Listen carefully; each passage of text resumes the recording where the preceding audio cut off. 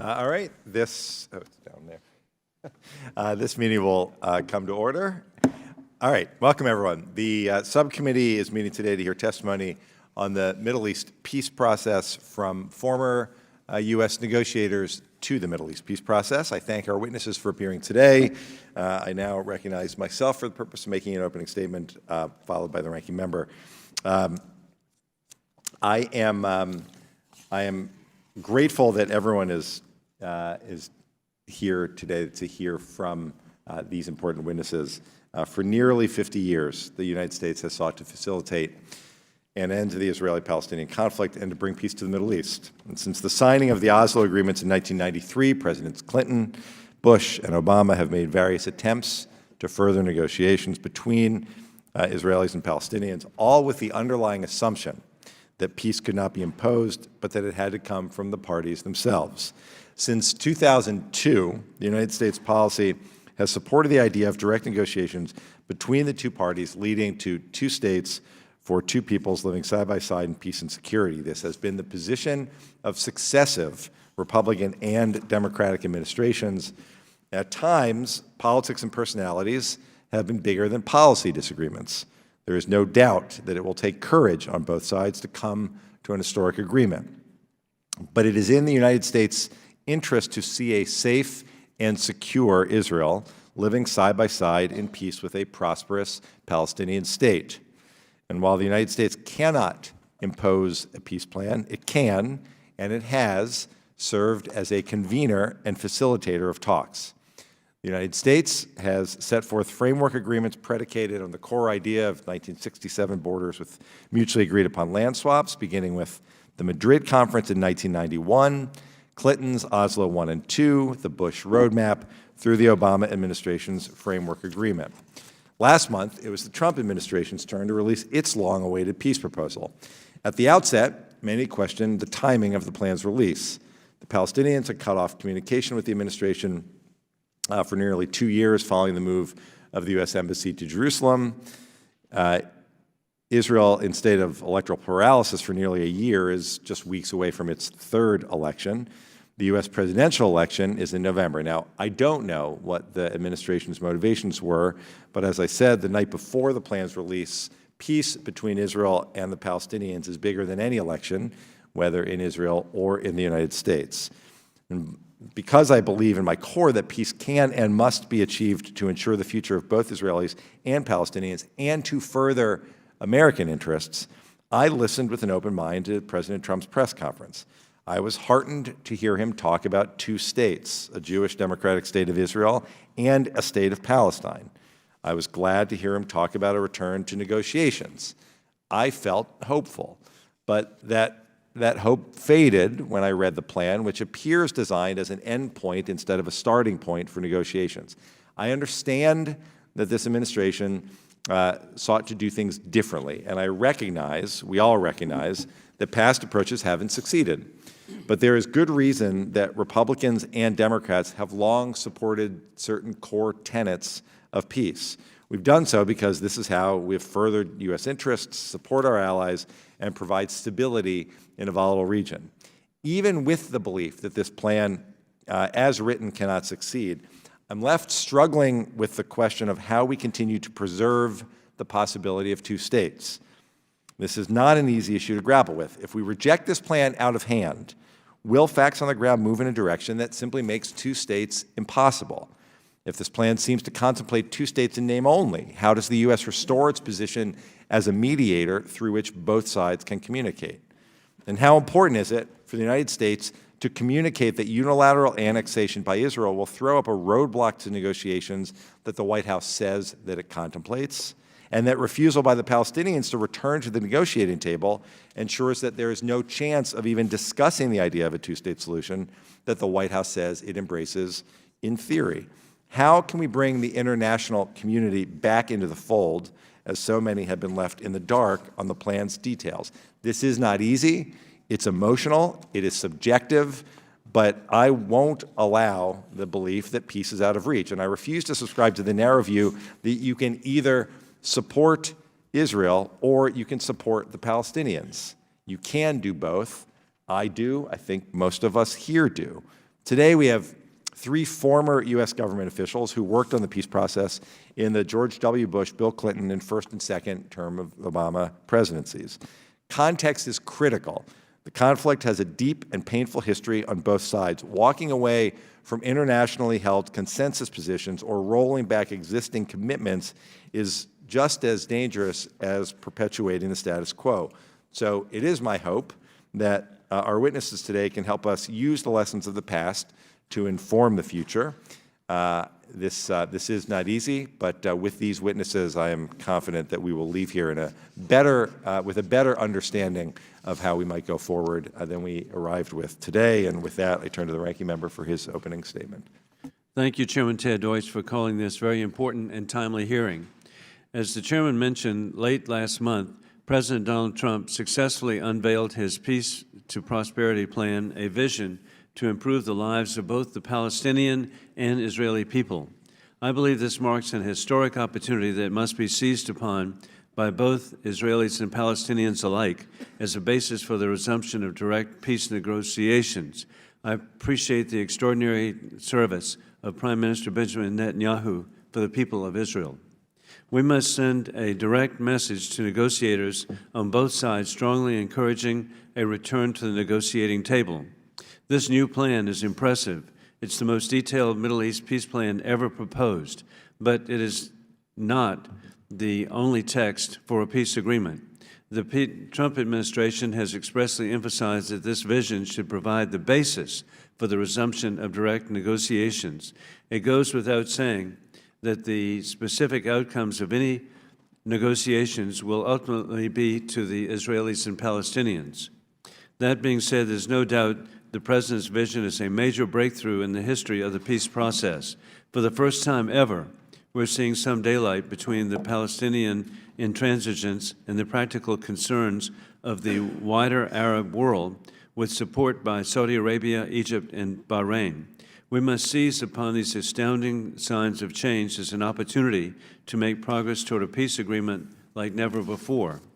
Regarding the details of the plan, I believe that instead of defensively rejecting anything this President presents, we should carefully and thoughtfully review his plan. Say what you will, both Democrats and Republicans have tried to resolve this conflict, and it hasn't worked. I give the President credit, and specifically to Senior White House Advisor Jared Kushner, for working diligently on this plan for the entire term. Any criticism brought up here today, we've heard before, but I believe that it's a remarkable achievement and a breakthrough for peace. This plan offers a creative new way toward both the Israelis and Palestinians that is grounded more in the reality of the here and now as opposed to the dreams of yesterday. Ask any Israeli or Palestinian today, and they will tell you that they grew up with hopes and dreams of what peace could one day bring to their lives. Maybe it's time to end this conflict now once and for all. This plan will guarantee Israeli security concerns, ensure a sovereign and contiguous Palestinian state, and even provide a pathway to prosperity for the Palestinian people. President Trump's courageous vision aims to achieve mutual recognition of the State of Israel as the nation-state of the Jewish people and the future state of Palestine as the nation-state of the Palestinian people. Both sides should hold fast to that as the basis of the resumption of talks. I am sure we will hear much today about the merits and flaws of specific details of the plan. It's important that we have conversation, but we must not forget that this is a bold new approach to the intractable conflict that has been raging for over 70 years. It has already yielded surprising regional responses that analysts would never have predicted. I would have hoped that President Trump and his team can, at the very least, jumpstart the peace process with this new vision. I look forward to hearing from our witnesses today, and with that, I yield back to Chairman Deutsch. Thank you, Mr. Wilson. I'll now recognize members of the subcommittee for a one-minute opening statement, should they choose to make one. And Mr. Cicilline, you're recognized. Thank you, Mr. Chairman, and thank you for holding this hearing today. While I don't agree with many policies of the current administration, I have to be honest that I was hoping that maybe the unconventional methods of President Trump would find a breakthrough in the process that could end the stalemate that has existed in recent years. Anyone who wants to offer a solution that can lead to a sustainable peace with dignity and statehood for both Israel and the Palestinians will have my ear. Sadly, that would not be. This plan was developed without input from one party, the Palestinians, and rejected within minutes of being announced. Unfortunately, I believe that what the administration presented was not a true offering of a peace plan, but a political ploy to appeal to hardliners both here in the United States and in Israel. Now, there have been many who have failed to achieve peace beforehand, and I don't think we should fault anyone for trying and failing to do so again.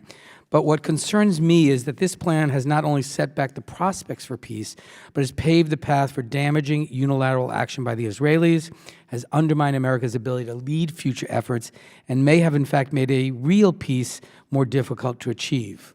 I hope I'm wrong. I look forward to hearing the testimony of our witnesses, and I yield back.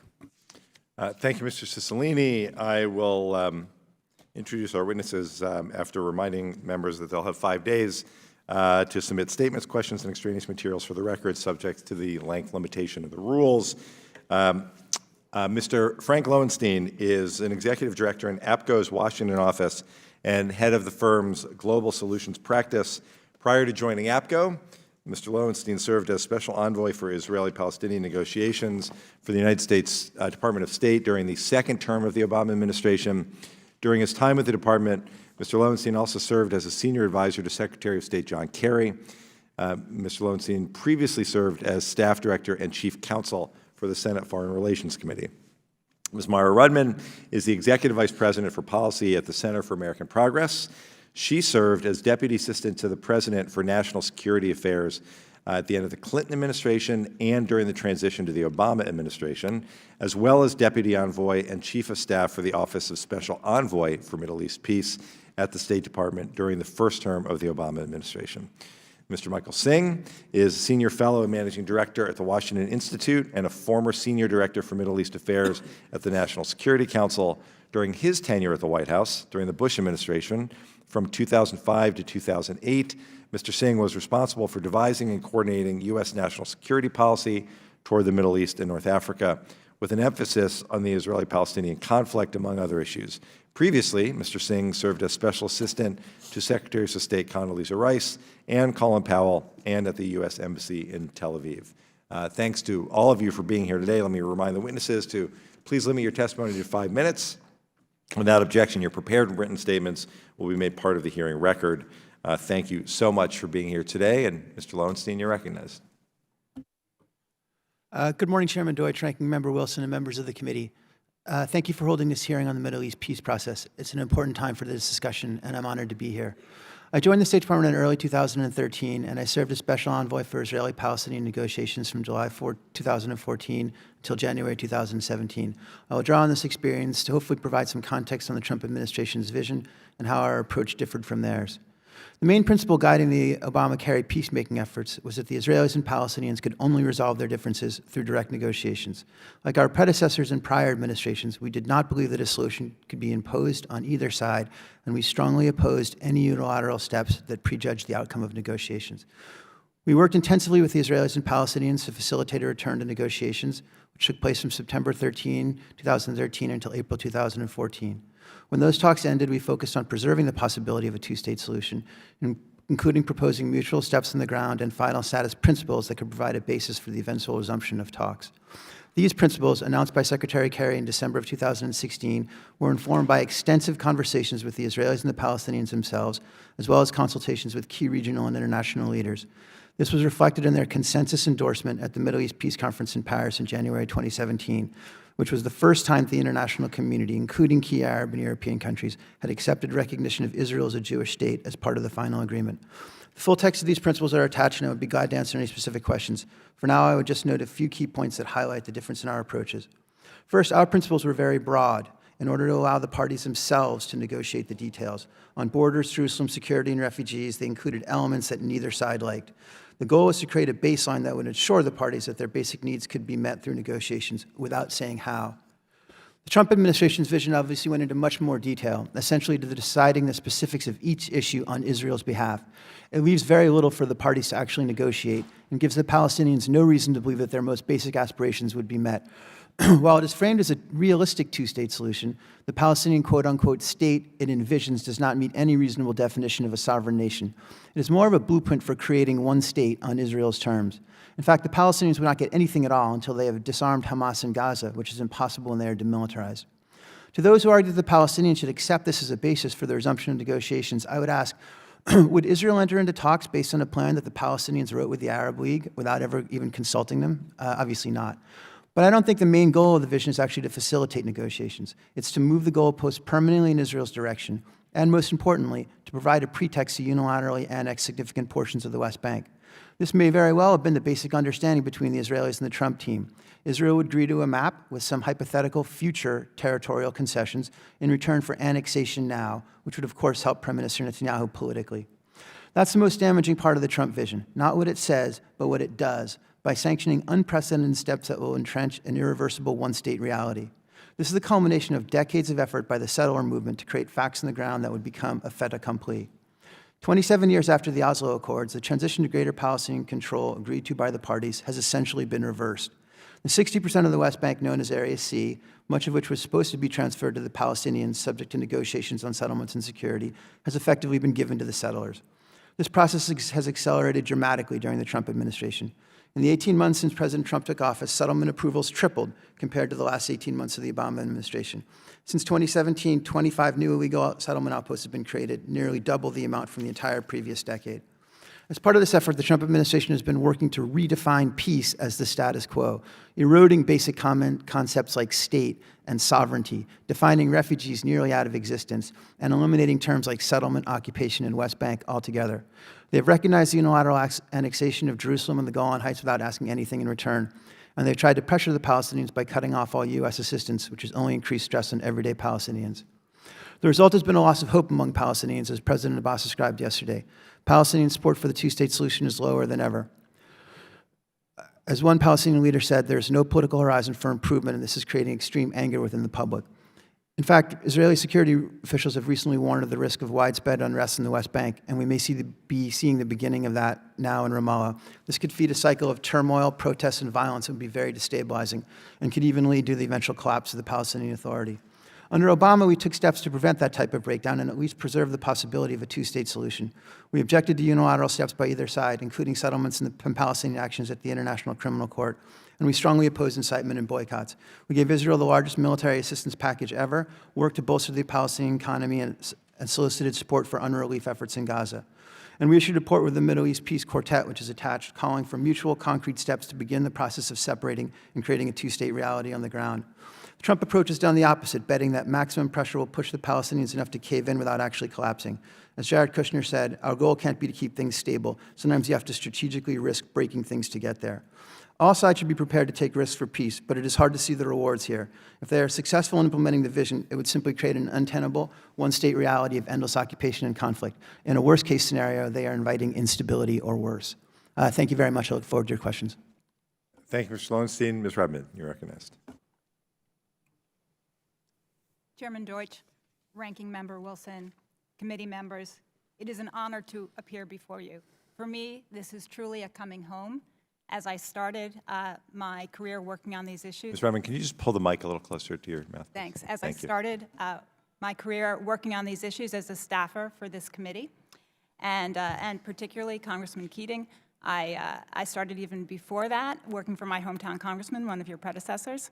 So it really is wonderful for me to be able to be back here. I would like to offer a special note of appreciation in that context to former Chair Lee Hamilton, Howard Berman, and Ranking Member Sam Gadenson and their counterparts, because I feel like I was lucky enough to learn from the best on these issues. While I appreciate being here, I'm saddened to offer a stark conclusion up front, that the approach outlined by President Trump last month will help to solidify a one-state reality. This plan limits United States opportunities to help construct viable regional economic and security structures.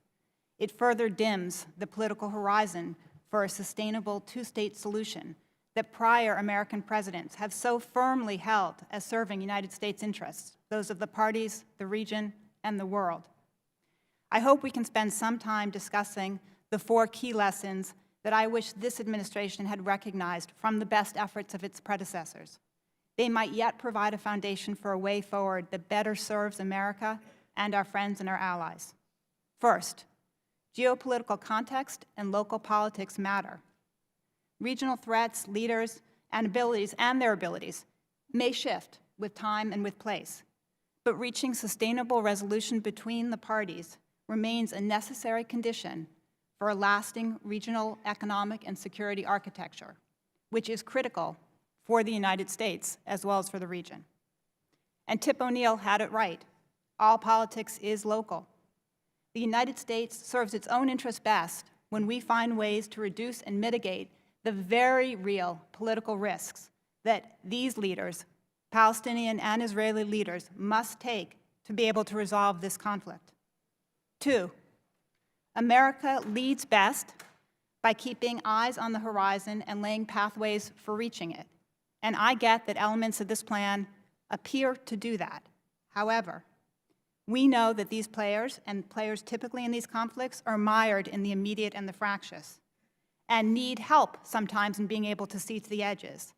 But I think some of the best examples of that, whether or not they ultimately led to the ultimately successful outcome, and I'm happy to talk about them in more detail as we go further, are what President George H.W. Bush did with the Madrid Conference in 1991, which helped to lead to some of the Oslo discussions, the role that President Clinton played at various points during his administration, leading to the ultimately unsuccessful Camp David talks, and what President George W. Bush did with Annapolis. I'm sure my colleague has things to offer on that.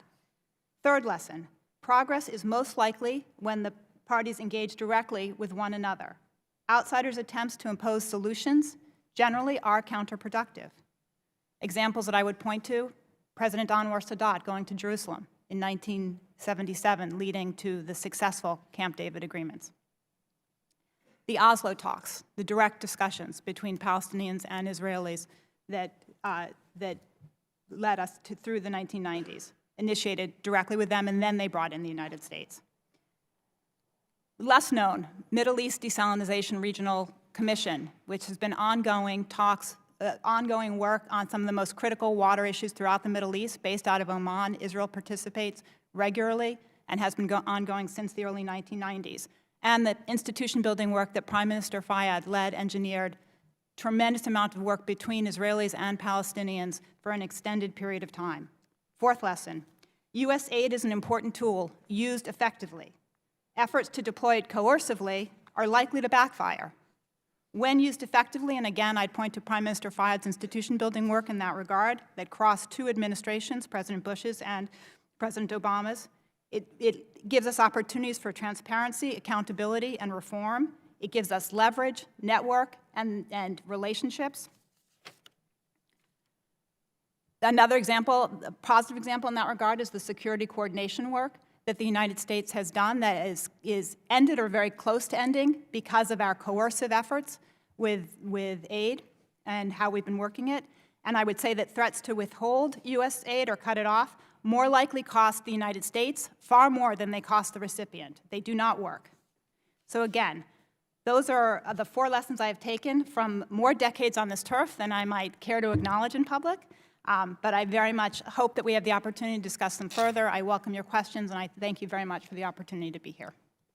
Thanks so much, Ms. Rudman. Mr. Singh, you're recognized. Chairman Deutsch, Ranking Member Wilson, members of the committee, thanks for the opportunity to appear before you to talk about this important topic. I want to briefly cover the U.S. role in the peace process and what we can do going forward. You know, we've become so accustomed to an intensive U.S. role in the Israeli-Palestinian conflict that we don't really stop any longer to ask what's at stake for us. But I think we should. That's, I think, where a good policy starts. Historically, I'd argue that the strategic foundation of our involvement in this issue has been twofold. First, the peace process was a mechanism to reconcile otherwise contradictory U.S. partnerships with Israel and the Arab states. And this motivation remained powerful well into the George W. Bush administration, in which I served. So, for example, President Bush first committed to Palestinian statehood in order to stave off a crisis in U.S.-Saudi relations in 2001. Second, the peace process provided a means of ensuring Israel's security, long considered a core U.S. interest in the region, by offering essentially the Palestinians a peaceful path to achieving their national aims and by strengthening those Palestinians who are committed to nonviolence. Both of these strategic foundations, I'd argue, have somewhat faded, have somewhat deteriorated. We no longer need any device to bring Israel and the Arab states together. They've already grown closer together over the past 2 decades due to common threats like Iran or jihadist terrorism, and frankly, due to their common concern about U.S. disengagement from the region. Israelis, after their bitter experiences with southern Lebanon, with Gaza disengagement, with the Second Intifada, are no longer convinced, I think, that making territorial concessions will yield security. This perception has been strengthened by the fact that Israelis have enjoyed more than a decade of relative quiet and prosperity despite the lack of progress towards peace. As for the Palestinians, while they're certainly not comfortable with the status quo, they appear to share Israelis' pessimism regarding a two-state solution as the alternative to it. If we want to forge a peace deal, nevertheless, these dynamics would need to change. In any negotiation, a deal only succeeds if both parties perceive it as better for their interests than the alternatives. Preliminary talks can help identify if such a range of deals exists, but negotiations can only really proceed in earnest once such a zone of possible agreement has been identified. If no such zone exists, that is, if there's no overlap between what each party finds minimally acceptable, the only thing we can really do is wait for circumstances to change or to try to change the circumstances ourselves. To do the latter, we'd either need to sweeten the deal or make the alternatives worse. And over the years, various administrations have tried to do both, tried to come up with creative proposals to satisfy both sides' interests, and also tried to worsen the alternatives. We've penalized and browbeaten both sides, and we've offered both sides inducements. When we embark on this process, though, we need to bear in mind 3 things. First, we're never going to convince either party that we understand their interests better than they do. We've tried and it's never worked. Second, neither side is a monolith. The interests of the Palestinian leadership don't necessarily match the interests of the Palestinian people. And frankly, President Abbas has to also worry about groups like Hamas, perhaps more than he sometimes worries about a peace deal. And in Israel, as all of you know, small political parties have outsized influence due to the coalition politics. Third, we should never pursue a deal for a deal's sake. When offering inducements or disincentives, we can't lose sight of our own interests, lest we cut off our nose to spite our face. This, for example, is why I would not place conditions on Israeli military aid for the sake of the peace process, since the clearest U.S. interest at stake is Israel's security. So where do we go from here? Just briefly. I'm sure that we're going to delve into the details of the plan in the Q&A, and I'm happy to share lessons from the Annapolis process, from the roadmap, from those episodes that I participated in, and from the days of the Intifada. Suffice to say, this plan has been welcomed by Israel and greeted with apprehension by the Palestinians, and others' reactions have been more muted, I would say. I'd recommend that the U.S. do 2 things and avoid doing 3 others as we go forward. There's always more to avoid than to do. First, in terms of things we should do, the Trump administration should continue to stress that this is an opening position, subject to negotiation.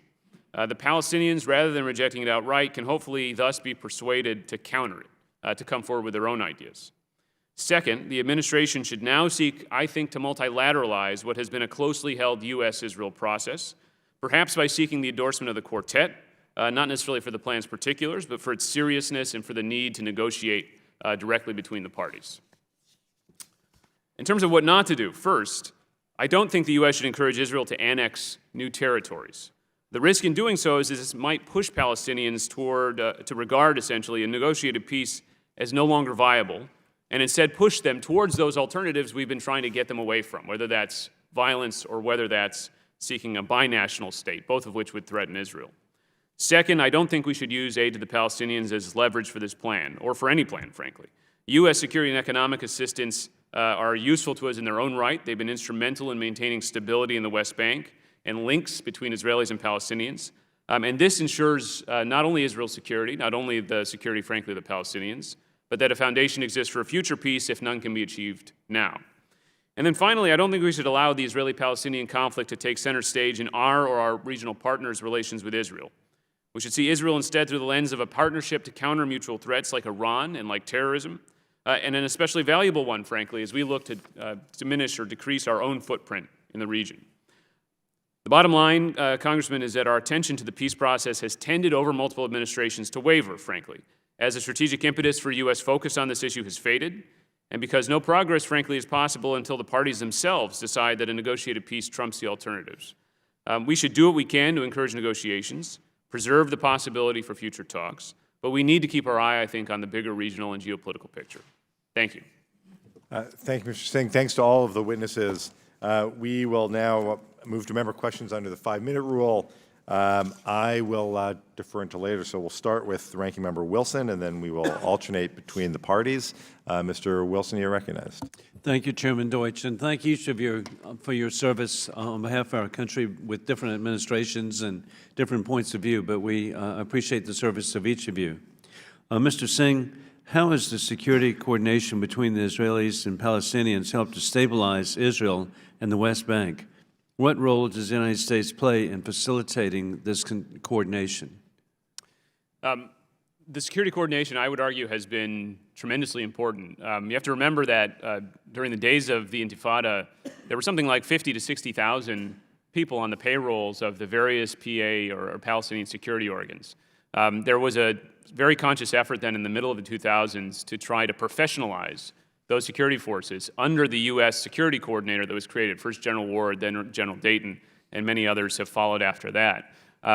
Those professional security forces, the PA security forces, proved able to work with the IDF and with other Israeli security organs to really prevent the West Bank, frankly, from turning into Gaza, to keep law and order in the West Bank in a way that benefited both Israelis and Palestinians.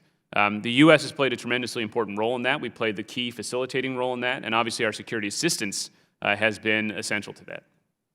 And next, during your service in government, the United States has funded the people-to-people reconciliation programs between the Israelis and Palestinians. What is your assessment of the impact of these programs? I think the people-to-people programs are tremendously important. This is the kind of long-term program where you don't see the benefits right away. And oftentimes those are things which get sort of pushed to the side in sort of in our foreign policy where everything is urgent in a sense. But I do think that ultimately those people-to-people exchanges are key to kind of breaking down barriers between the Israeli and Palestinian populations, especially since now there's far less interaction between those populations than there was in the past. And so maintaining those programs is vital. And the administration's peace plan has a considerable focus on improving the Palestinian economy. Do you believe that improving the economy can pave the way toward a political resolution? I think it's an interactive, sort of iterative process. I think improving the economy, building economic institutions, building a better life for Palestinians is vital for laying that foundation for peace. At the same time, we need to recognize that economic growth and prosperity is also dependent on having a sort of secure environment, on having a sort of certain political foundation of support for that institution building. And that's often where, frankly, this is tripped up in the past, where we had, for example, Prime Minister Fayyad, who Ms. Rudman mentioned, leading the institution building efforts, but lacking maybe the political support from the higher level leadership of the Palestinians. So there's an interaction between the two, but certainly without economic prosperity and growth, you're not going to have a viable Palestinian state. And what path do you see toward the disarmament of Hamas, the terrorist group that currently rules the Palestinian Strip? I think it's a tremendously difficult issue. I mean, Hamas in Gaza is very strong. Obviously, Israel has fought multiple conflicts with Hamas and to some extent with the Palestinian Islamic Jihad and other groups which are present there in Gaza. And Hamas has shown, frankly, very little inclination to disarm or to yield authority in the Gaza Strip to the Palestinian Authority. I think we've made efforts to sort of calm the situation there, to try to prevent it from blowing up into another war, and that's important. But so far we haven't made much headway, neither has the PA in disarming Hamas or in removing them from the Gaza Strip. And in the past, what has caused the peace process to break down? Well, so many things. Look, when I was working on this issue during the George W. Bush administration, we were dealing with the aftermath of the breakdown in the peace process, because you went from the Camp David talks, Taba talks of 2000, to the Intifada, which we felt was essentially planned and ordered by Chairman Arafat of the PLO.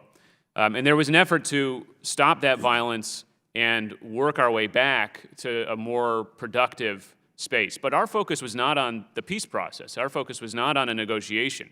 Our focus under President Bush, who I think wanted to view this issue differently and treat it differently, was on ending terrorism, and especially the support for terrorism coming from official Palestinian bodies, and to focus on reforms so that a future Palestinian state, which he was committed to, would be a democratic state, would be a viable state.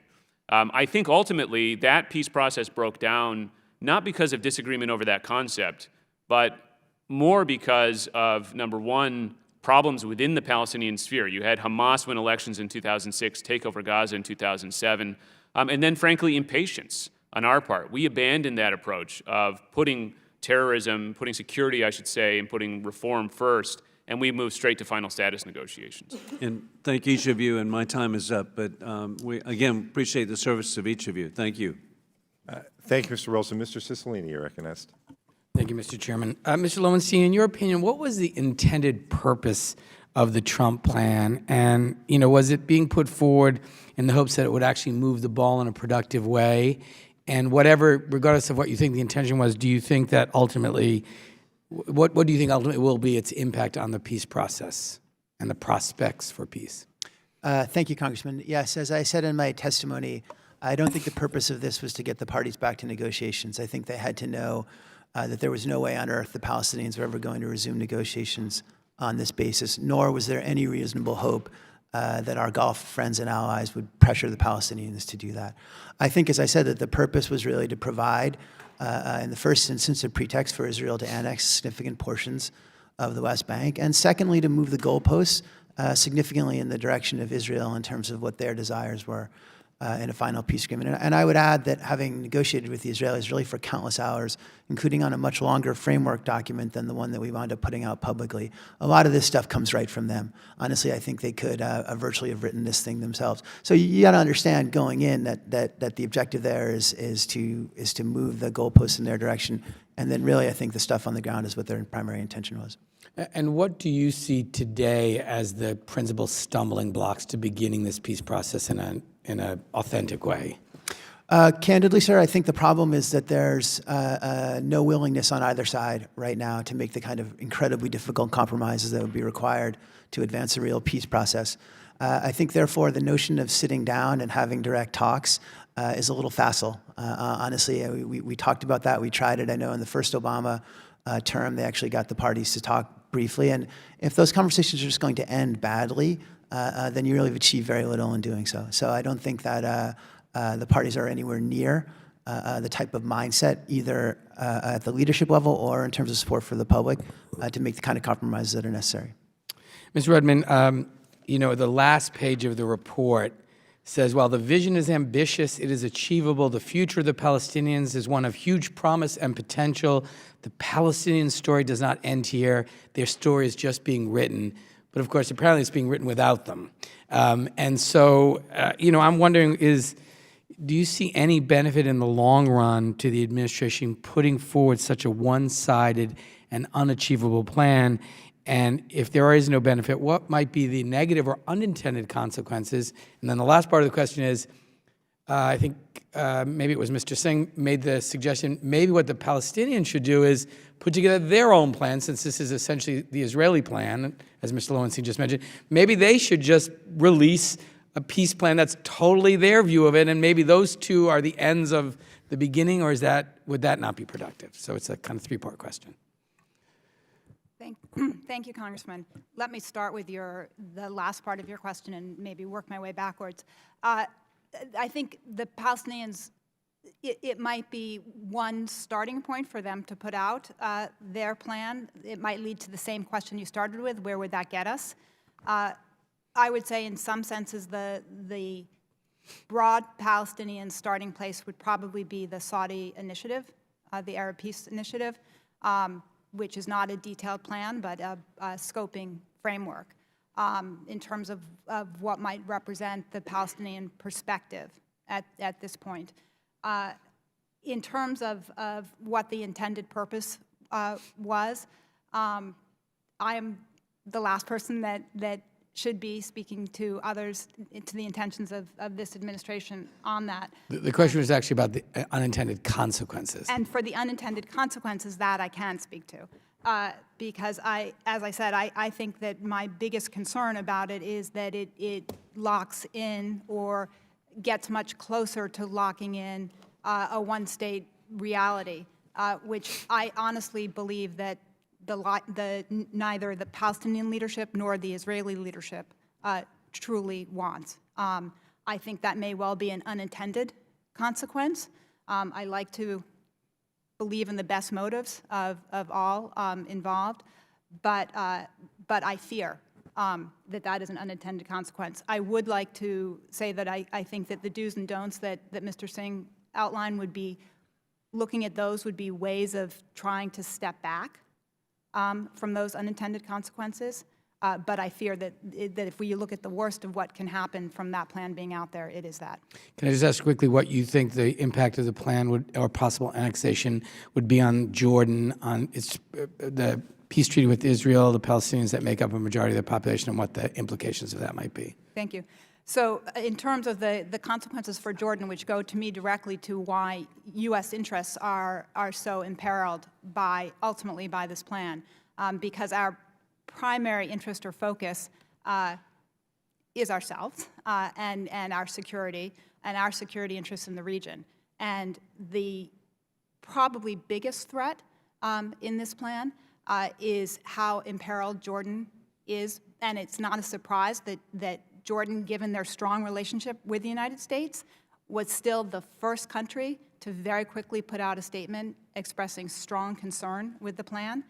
Jordan has the longest border with Israel.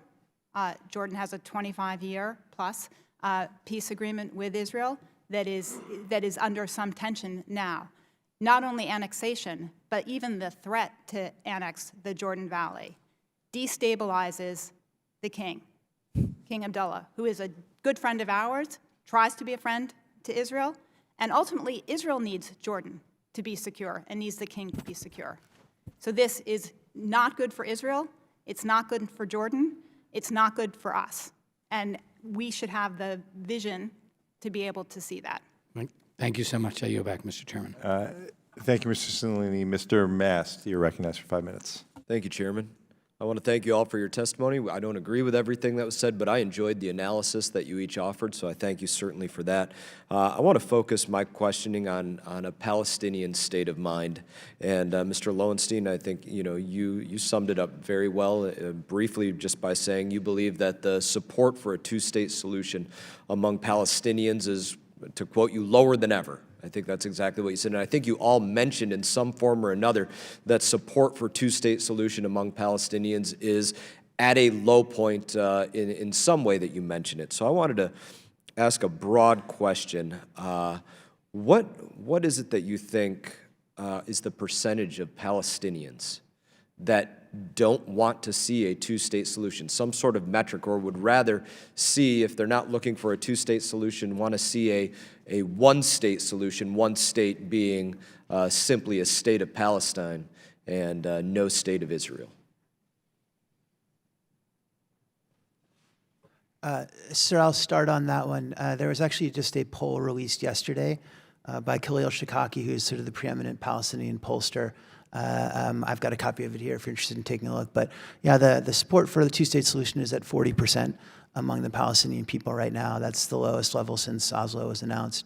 I think those numbers will vary depending on how the Palestinians view the viability of a two-state solution. In other words, if they are of the view that it's completely unrealistic, then far fewer of them will express support for it when they're asked in a poll.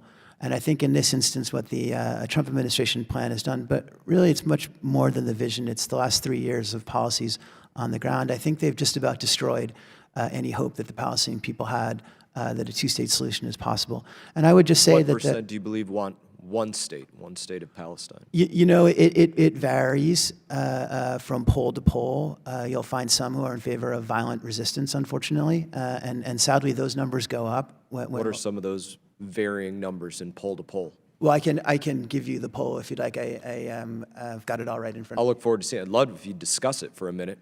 so we can all benefit. Sure, yeah, from I think information. well, without getting into the specific numbers here, I think that the main point to understand is that the Palestinians have agency in this process as well. Oh, can you give me the specific numbers? That's what I'm looking for. Oh, sure, you want to actually? I want facts. That, you know, that's. Yeah, well, 94% of Palestinians are opposed to the Trump plan. 69% support ending the implementation of Oslo altogether, right? And 76% are opposed to resuming negotiations with Israel, in large part because they have no faith in the two-state solution.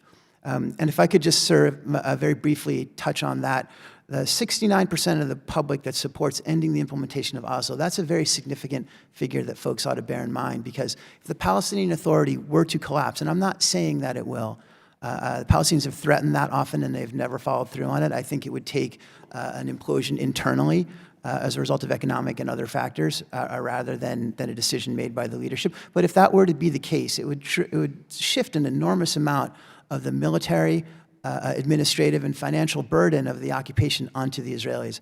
The most concerned I ever saw the Israelis in 4 years of negotiating with them was the first time the Palestinians said, we're done, we're throwing the keys over the fence, meaning that we're going to disband the Palestinian Authority and let Israel take care of all of this. I talked to the Israeli negotiators soon after that, and the way they described it was like a game of Russian roulette, that they didn't think the Palestinians would actually follow through, but if they did, it was going to be disastrous for Israel, because there really is no good plan for how to administer 3 million Palestinians in the West Bank in the absence of the Palestinians. Those are some good numbers. I think those are vitally important. I wish you would have given them in your opening speech. I think that's important for all of us to take into consideration as we view what's going on here. I didn't hear, I don't know if you have a number for it, how many support one state of Palestine? If you'll allow me 1 second, sir, I think I can find that. Yeah, please, by all means. I'll just pontificate for a few minutes as you're finding that. I think it's interesting that we do have members of Congress now that are supporting, in fact, a one-state solution for just those within Palestine, want to see Israel wiped off the map. But I want to ask another question because I think you gave outstanding numbers. And this is more of an opinion question, Mr. Singh and Ms. Rudman. Would any of you personally, would you personally work to build a better life for somebody that's shooting at you? No. Yes. I'm going to stick with the poll numbers. You're wise to do so. Of course, the objective would be to get them to stop shooting at you, and then whatever means was most effective to achieve that end result. But in any event, as for the Palestinian people, according to this poll, 85% support waging a diplomatic struggle, 84% support withdrawing Palestinian recognition of Israel, 78% support waging. And I'll give you your time back, Chairman. Did you say 80? I just want to hear it correctly. Did you say 84? Or did you say 48? Reject the state of Israel. Oh, no, not reject the state of Israel. It's waging the struggle for Palestinian statehood through international organizations. That's what they think that the Palestinian Authority is going to continue doing. But 84% support, as I said, withdrawing Palestinian recognition of Israel. 78% support waging nonviolent popular demonstrations. And 69% support ending security coordination altogether. So in any event, the point there, the top line point is that there's an enormous amount of frustration building among the Palestinians, and that in and of itself poses, I think, a risk to U.S. interests in the region. Thank you, Mr. Chairman, for the added time. I think that's one of the most important numbers I've ever heard, 84% rejecting the withdrawal of recognition of Israel. That's an important number to focus on. Thank you, Mr. Mass. Mr. Keating, you're recognized for 5 minutes. Mr. Chairman, Ms. Rudman mentioned Jordan. And the importance of Jordan to Israel and to the U.S. And I want to just ask the other two witnesses their view of Jordan, how important that role is, how it's being shaped, and what the possibilities going forward will be with Jordan's role. So, Mr. Lowenstein, you're still working on your notes, I know, but this is one you don't have to look up. I'm over here. There you go. Hello. Yeah. Thanks. Yeah, I think we should be very concerned about what's going to happen in Jordan. We spent a lot of time with the Jordanians during the 4 years I was serving the Obama administration. And that country is in a precarious position. They have an enormous number of refugees, obviously of Palestinian descent. They also took on an enormous number of Syrian refugees. So I think something around half of that country right now is refugees. Don't quote me on that specific number, but it puts an enormous amount of pressure on the king. They are also in a difficult situation with respect to their relationship with Israel. Obviously, they share a very close relationship on a number of different levels with the Israelis, not including the peace process, by the way, where they were always willing to draw a line in terms of their views versus the Israelis' views.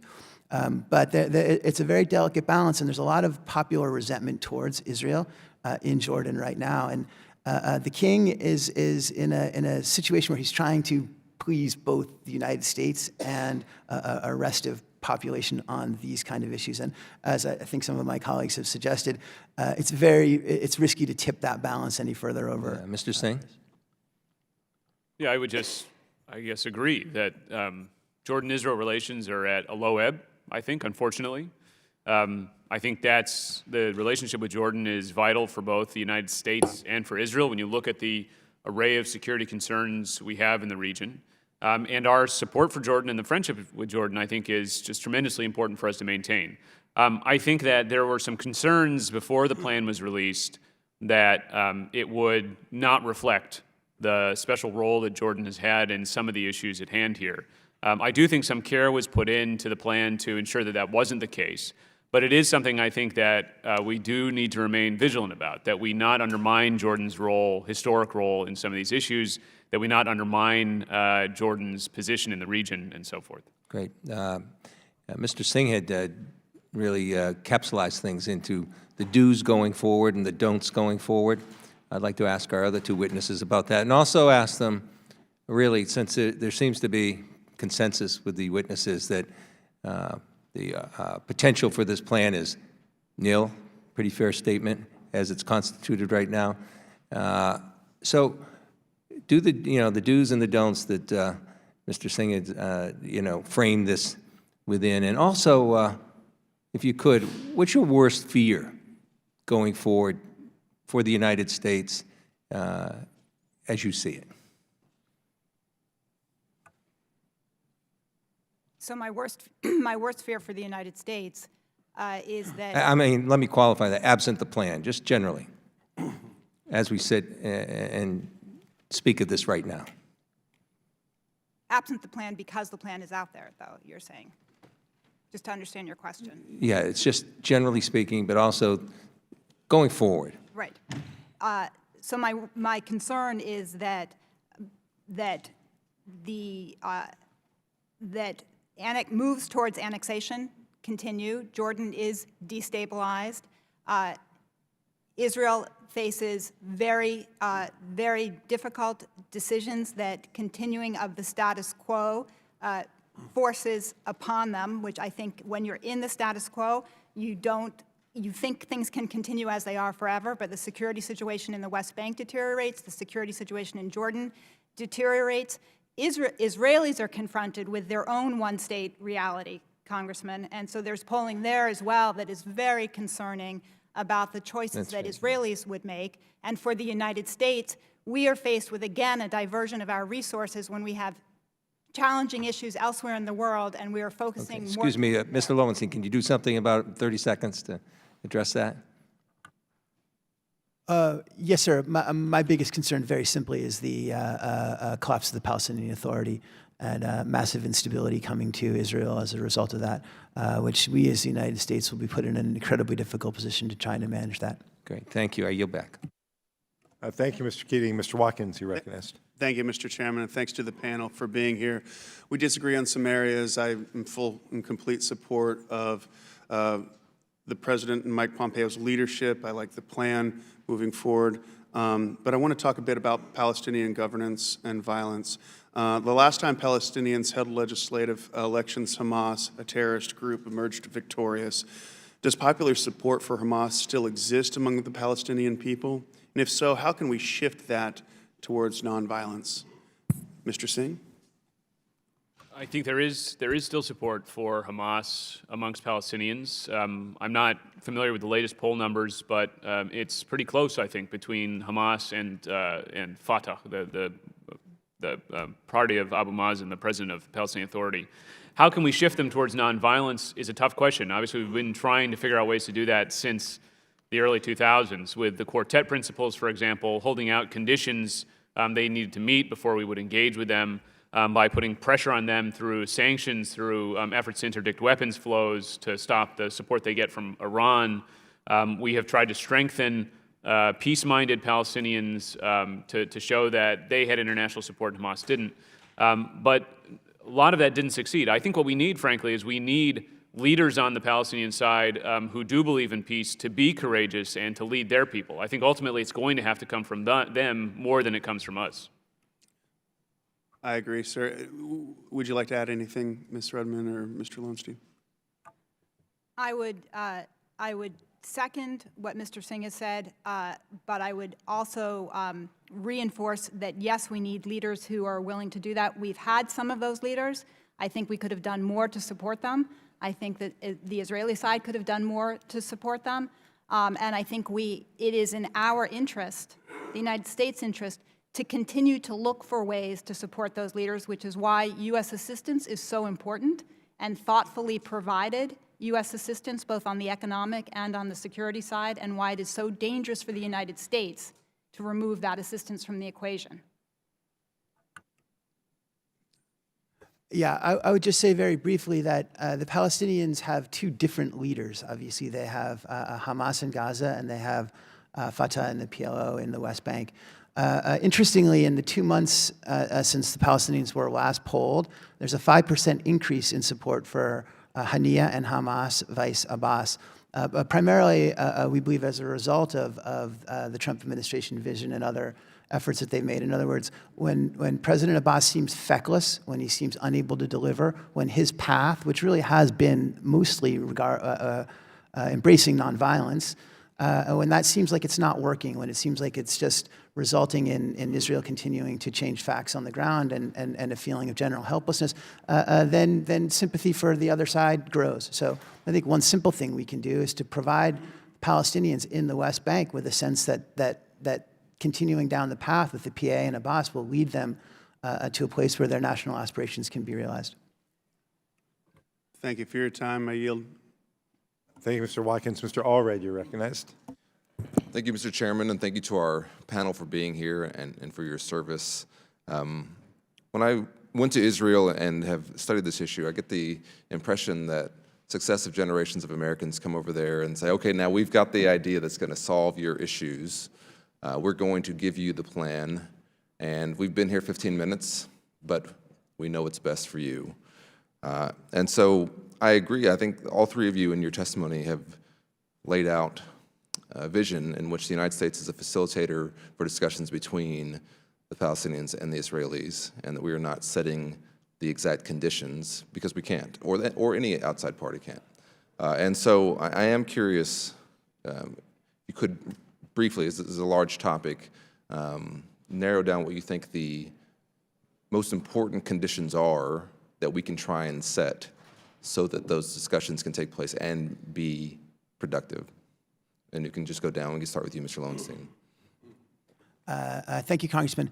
We put out a report along with the Middle East Quartet that set forth a series of steps that both sides could take on the ground, Palestinians addressing incitement and the Israelis stopping settlement activity and resuming the transition contemplated by Oslo. So what we were trying to do there was to give concrete recommendations for what each side could do to create the beginnings of a two-state reality on the ground, and also momentum towards a two-state solution that could give both sides hope that a negotiation might achieve the national aspirations of both sides. Mm-hmm. Thank you. Ms. Rudman.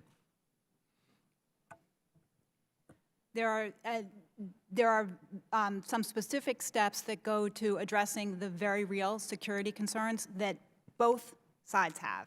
And security, and I address it some in my written testimony, means some of the same and some different things, but there are tangible things that both sides can be doing. That security coordination that has been ongoing is one aspect of that, coupled with economic measures that go directly to people who live there now and can benefit in real ways, and that is average people on the ground.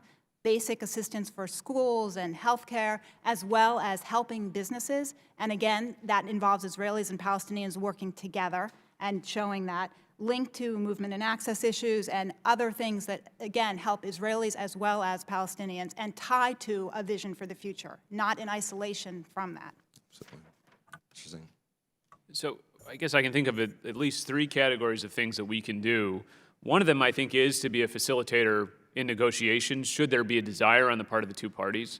Mr. Keating said that there was a consensus that the chances for this plan were nil. I break from that consensus, I think, in the sense that I think what the administration is trying to do in part is to provoke that negotiation. Will it succeed? I don't know.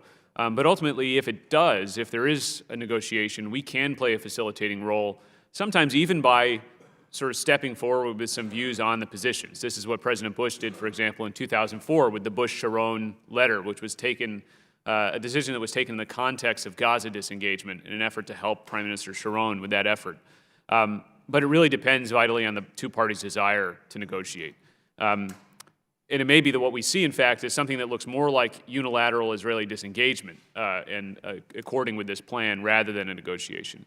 I think the second thing we can do is to frankly maintain the foundation for prosperity and security in these areas, even absent a negotiated peace. So the security assistance, the economic assistance, the people-to-people programs, all those things that we've been talking about so far. And the third, and I would argue maybe even the most vital, is countering kind of those spoiler forces that work actively against peace. I put Iran, frankly, at the top of that list. It's no secret that every time there's hope in the peace process, Iran will do what it can to try to work against that through funding Hamas and Islamic Jihad, Hezbollah, and so forth. That was true in the 90s. It's just as true today. But it also is true of other groups who are working actively against the idea of peace because they want to put pressure on Israel or they want to put pressure on peace-minded Palestinians and so forth. Yeah, I would associate myself with all of your comments. And Mr. Singh, you said something I wanted to follow up on. We've talked about Jordan, but what does a multilateral approach look like here to be successful? Well, I agree with my colleagues here that ultimately the negotiations themselves really have to be between the two parties. What we found during the Bush administration was the most progress happened when the two parties sat down by themselves to talk. And when we tried to make it a trilateral discussion involving ourselves, that didn't help the dynamic, essentially. What I think we can do, though, as the United States, is we can bring international support to the process. So, for example, as I said, I think the next step for the Trump administration should be to go to a body like the Quartet and to seek, again, it might be difficult to get endorsement for the specifics of the plan, but to get an endorsement for the idea that this plan is maybe a starting point, that it's sort of something to be taken seriously, that we want to see negotiations proceed from this point. I think that's not unachievable. Thank you. I yield back. Thank you, Mr. Allred. Mr. Zeldin, you're recognized. Well, thank you to the chair and the ranking member for holding today's hearing. I want to thank the chair in his efforts to approach this entire conversation in the best of faith and a lot of genuine effort and wanting to be part of the solution. There is one thing that unites all of the members up here on the dais as well as our three witnesses. None of us have been successful at solving the Middle East peace problem over the course of our time talking about it. And I would wish only the best on anyone who wants to try, and I would love to be able to help. And I just wanted to point out something with regards to this plan that was recently introduced by the administration. Some criticized it as a photo op or a press release. And I know that the individuals, not in this room, but the individuals who have been involved as part of the administration spent years working on it, and a lot of meetings, a lot of conversations to collect a lot of ideas. This wasn't one page of a press release. It was dozens of pages and a map, and the most important part of it is an attitude and the open-mindedness, the message to be sent to the Palestinians, or anyone for that matter, who looks at the plan and says that there's a flaw. The attitude of the administration is, and no matter who the administration is at any time, should continue to be, if you have an idea, if you have a suggestion, if you have a proposal, offer it. If you have a way that you want to improve this text, let us know what your idea is. David Cicilline asked a really important question when he was here to Ms. Rudman. Should the Palestinians offer up their own plan if they don't agree with this? My answer to that would be absolutely. I think that would be fantastic for the Palestinians. They have options. They can use the text of what was recently introduced and say, these are the 5 or 40 things that we want changed that are important to us, or they can, if they so choose, throw it in the trash and say, this is what we want. And maybe that product will look very different than what this plan is that's before us that we're talking about. But that open-mindedness, that encouragement to the Palestinians is an important message. I would encourage this administration to continue to have that attitude, and whatever administration is to follow the current administration to keep that attitude. But I just wanted to answer that question, if I could, that Mr. Cicilline posed, that I do believe the Palestinians should offer a plan if they are rejecting this outright. But if any of the witnesses can comment to, Hamas has a lot of influence within the Palestinian Authority, amongst the Palestinian people. Can you speak to their principles as it relates to jihad as an obligation, or whether or not if a Palestinian negotiates with an Israeli or with the U.S. government that they're not a real Palestinian, or that there's a desire that Israel doesn't exist, or specifically doesn't exist as a Jewish state? Can you tell us a little bit about the principles of Hamas? We know they have influence, but allowing not just this committee, but for our country to better understand what we're up against on the other side of this negotiation.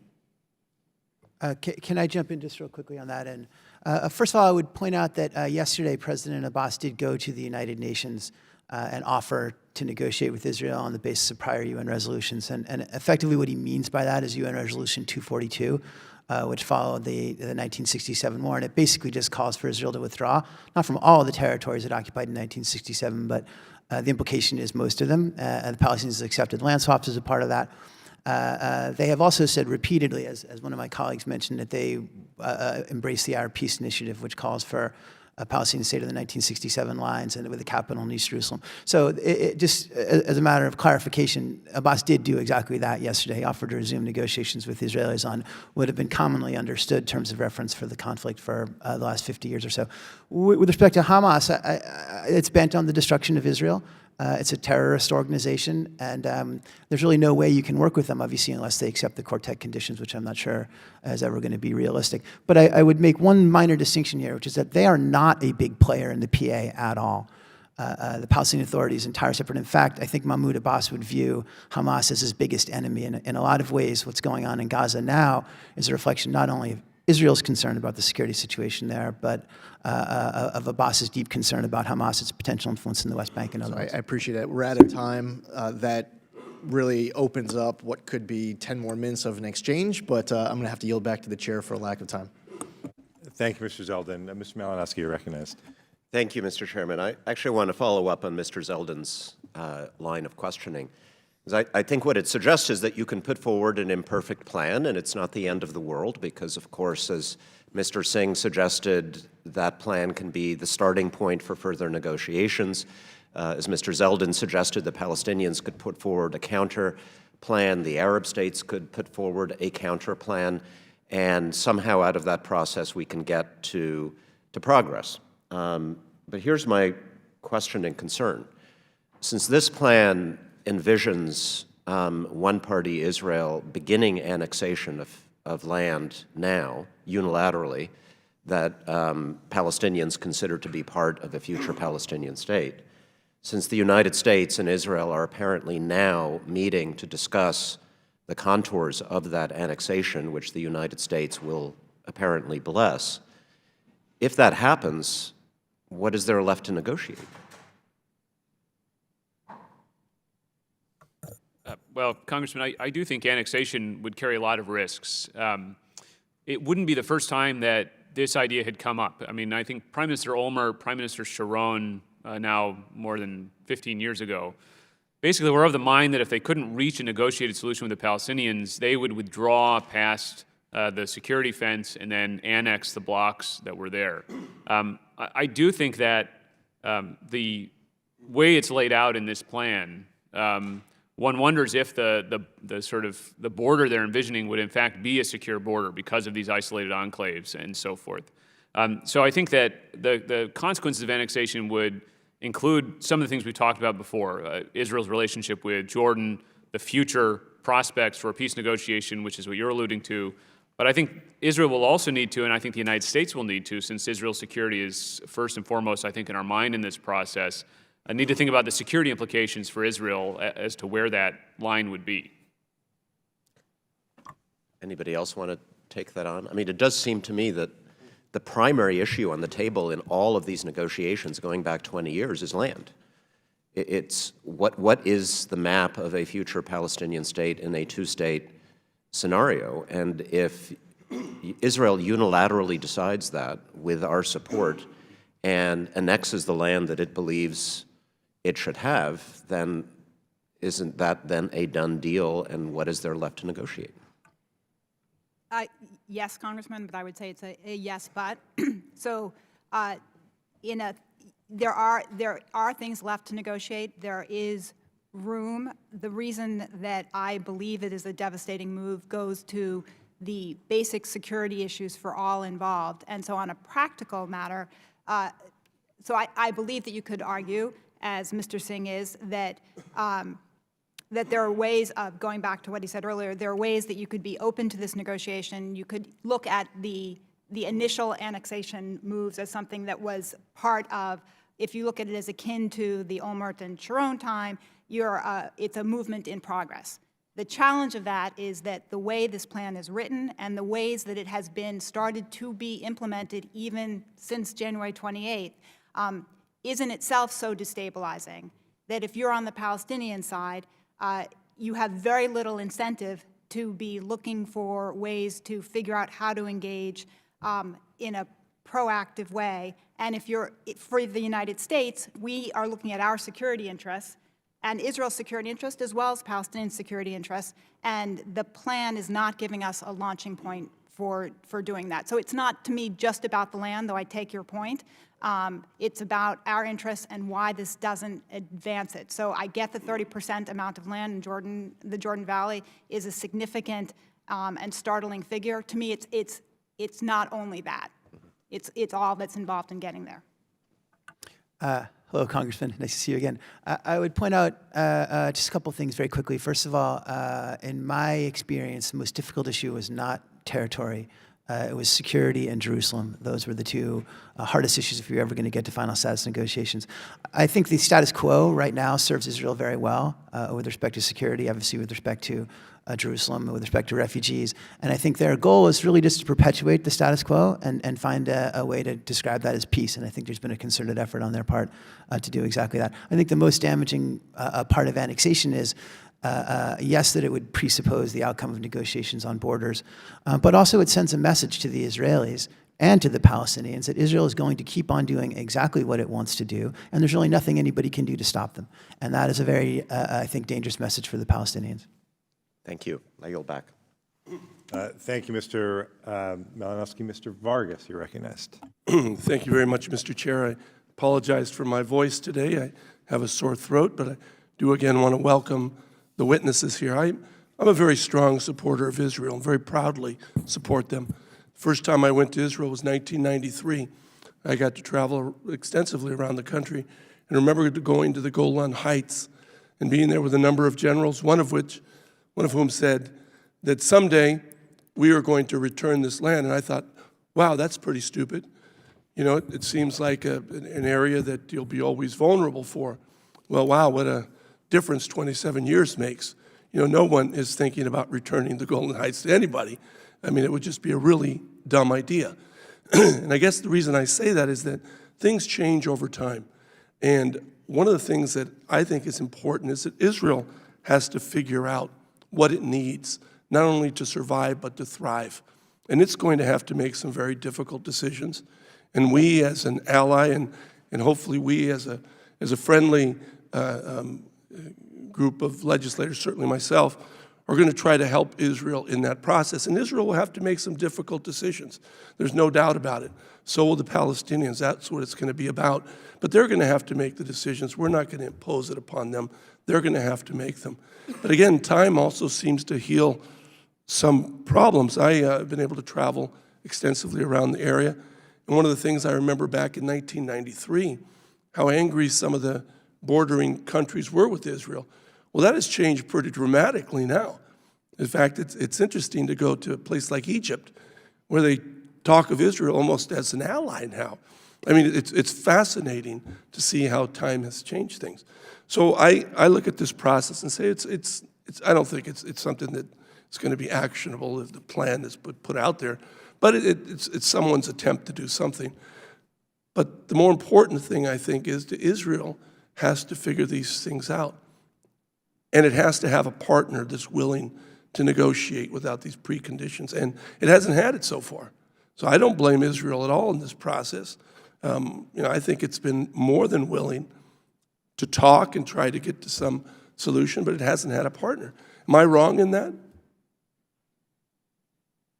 Mr. Singh? No, Congressman, I think that's, for the most part, right. I mean, when, again, if we're looking at the history of this, when the Israelis withdrew from Gaza, the Palestinians objected to that. When Prime Minister Olmert came forward with a plan that would have given the Palestinians something like 93%, 94% of the West Bank, plus swaps that would have made it almost 100%, the Palestinians didn't respond to the plan. So I would say you're right about Israel. Israel needs to decide what it wants, and it needs to have a vision for the future. And that's going to take some courage. It's going to take that vision. The Palestinians need to decide what they want as well. And I think that if there isn't that leadership on both sides, I do think you're going to see unilateral moves by the Israelis to try to end the conflict, try to sort of finalize the issue on terms that they find satisfactory. Mm-hmm. Ms. Rudman? Thank you, Congressman. I would add that I believe that there have been varying degrees of partnership. Of what? Of partnership. Partnership. So I think that it is important to note that while there has certainly been an inability to get a deal done, the responsibility for that goes to, I would put that a lot on Palestinians. I would put it some on Israelis. I would put it on the United States at various points as a facilitator as well, and on a number of the other international actors. Primarily on the parties, but I would not put it exclusively on the Palestinians. And I think that we as the United States could have done more at various points, if we're looking backwards, at reinforcing, for example, the Palestinian leaderships who renounce violence, as opposed to those like Hamas who do not. So going forward, I take the lessons of what can we do to do more to get the kind of leadership who's able and willing to be a partner on this and reinforce those kinds of leaders. I don't have much time, Mr. Thank you, Congressman. I would just say very briefly that I think not enough thought has been given to what comes after Abbas. He's 85 years old. He's not in great health. And I think there's been a lot of criticism of him for not being a partner for peace, not, by the way, when they were sitting down with the Israelis in 2013-14, but I saw the Israeli ambassador yesterday saying nothing can happen until Abbas goes. When My Abbas time's goes, almost up. I just wanted to say this. So it seems that Israel has tried time and time again. I don't blame Israel at all. It seems that it has wanted peace. It has wanted to figure these things out. It has made some hard decisions. And when it's made these decisions, it seems to have gotten missiles in return. And so I see why there's sometimes a reluctance on their part. Thank you very much. Thank you, Mr. Vargas. Mr. Reschenthaler is recognized. Thank you, Mr. Chairman, but I would yield back. Thank you, Mr. Reschenthaler. Mr. Connolly appreciates that, and I yield to him. I thank the chair. And welcome to our panel. I guess Mr. Vargas and I and Mr. Zeldin and I have differences of opinion about what is best for Israel. We're all committed to the state of Israel, but I guess I fear that the Trump plan destabilizes the possibility of a peaceful settlement for a generation or longer. And I would also say that we can whistle past the graveyard all we want, but Israel being a permanent occupier of millions of people, as a military occupier, changes the character of Israel. It threatens Israel's democracy and democratic nature. For that matter, it threatens Israel's Jewish identity. And long-term, from my point of view, that is not viable, and it threatens support in the United States for Israel. A non-democratic Israel will lose support in America. So my concern is, how do we avoid those outcomes? And that means stop the blame game and stop taking pieces off the chessboard we need for a negotiated settlement. This administration unilaterally moved the embassy to Jerusalem. That may be a good move in and of itself, but in the context of a peace agreement, it removes a key piece off the chessboard and further alienates Palestinian leadership and their willingness to come to the peace table. Unilaterally declaring the annexation of the Golan Heights, Mr. Vargas may think it's a stupid thing to ever return it, but taking it off the table so that it is never going to be another peace for negotiation seems to me a tool we unilaterally gave up. The declaration by Secretary Pompeo that settlements in, beyond the neighborhood of Jerusalem, which I believe the United States position has always been were illegal, the international position has been are illegal. To declare them not illegal is to greenlight annexation. And in case we had any doubt about that, the plan, if you look at it physically, essentially does just that. It makes for a non-viable Palestinian entity. One hesitates to even call it a state because I don't know how it could be, looking at the map, and apparently might even disenfranchise some Arab Israeli citizens because some of their neighborhoods are unilaterally in the plan given to this Palestinian entity. Mr. Lowenstein, if I'm right in my description, how does this help Israel's long-term stability and security? And what does it do to the peace process? Thank you, Congressman. I would echo a lot of your comments on the concerns that we have all had for Israel over the long term if they continue down the path that they're continuing down. I don't know what's going to happen to 3 million Palestinians living in the middle of Israel without the right to vote over the long term. I would also say that I don't think Israel has a plan for that either. I really don't. I think they're just going to continue down the path they're going to continue down until the situation gets bad enough that there's some pressure on them to do something different. That's more or less what happened in Gaza. There's a lot of pain involved in that process, though, so I think our efforts have been hopefully to preempt that as best we can. And given my limited time, could you comment on the Trump peace plan, which Mr. Zeldin would have us believe, well, it's just another plan. If you don't like it, what's your plan? But I think you said that plan is, the purpose of it is to provide a pretext for Israel to annex the West Bank and to move the goalposts. Is that correct?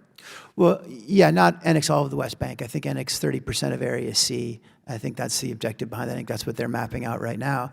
And again, I think it just entrenches a really permanent one-state reality on the ground there, for which I think will be deleterious to Israel's long-term interests and also to that of the United States, right? We worked for the State Department, and our concern was in many ways, how is the United States going to handle this issue in the fullness of time? And I think if the PA were to collapse or the situation were to turn into violence, I just don't know how the United States would react to that. Ms. Rudman, did you want to comment in the time I have left? Thank you, Congressman. My concern is actually not the long term for Israel. It's pretty close to the immediate. I actually don't think the status quo is serving Israel well. Right now, we're talking about a population, if you look at from the Jordan Valley to the Mediterranean Sea, of about 14 million people. That population in total is nearly half Palestinian, if you include Arab Israelis in it, and half Jewish Israelis. And so the decision about what kind of state Israel is, the Jewish state and a Jewish democratic state, is upon them. It's not a long-term future decision. And so the status quo and the pressure of these internal governance decisions on them is an everyday decision that they are making. And that has implications internationally, but it has tremendous implications domestically on the kind of state that they are, and for the United States as well in dealing with protecting us and protecting them. Thank you, and my time is up. Thank you, Mr. Chairman. Thank you, Mr. Connolly. Mr. Reschenthaler, you're recognized. Thank you, Mr. Chairman. I yield to my friend and colleague from New York. Thank you to the gentleman for yielding. Mr. Connolly suggested that we have a difference of opinion on this issue, and he's right. And I think that it was a great decision by the administration to move the embassy in Israel to Jerusalem to recognize Israeli sovereignty over the Golan Heights. The Taylor Force Act, which was pushed through Congress and signed into law, was an important initiative that I was very supportive of. I don't believe that U.S. tax dollars should be going to the Palestinian Authority while they are financially rewarding terrorism and inciting violence. Taylor Force was a U.S. military academy graduate. This wasn't an Israeli. In that case, you have a United States military West Point Army veteran who ends up getting killed. The BDS movement is something that I very strongly oppose. I hear stories from coast to coast here in the United States of Jewish students being targeted with blatant anti-Semitism in the name of anti-Israel hate. And those stories are heartbreaking. People who go to class and a map of the Middle East gets put up on the wall where instead of it saying Israel, it says Palestine. They literally wipe Israel off the map inside of U.S. colleges. Now, I went through kindergarten through 12th grade, college, law school, 4 years of active duty. I never once experienced anti-Semitism. I never experienced these stories when I went to college, and it's heartbreaking to hear it now.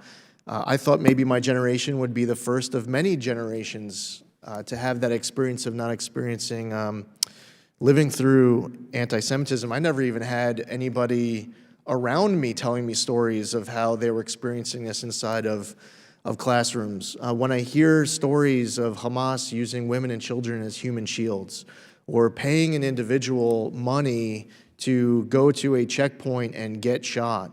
What we see on the border right now between Israel and Gaza is outrageous. I believe that we should be neutral arbiters and also honest brokers. I also opposed the UN Security Council Resolution 2334, which passed at the end of 2016, that for the first time the UN Security Council was taking a vote to determine it to be a violation of international law, the Israeli activity in Judea and Samaria and East Jerusalem. At the time, in January of 2017, the House, with strong bipartisan support, passed a resolution condemning that UN Security Council resolution, which was a change in U.S. policy. We should have exercised our veto authority, and we didn't. And what Secretary Pompeo did, and a move that I agree with, is reversing that trend that we saw there at the very end of the last administration. There is a lot that I disagree with my colleague on the other side of the aisle, and it's a healthy disagreement. There are different perspectives. We have that probably amongst our three witnesses who are here, and that's okay. But I believe Israel is our greatest ally in the world. I'm unapologetic about that. I'm proud of our relationship between the U.S. and Israel.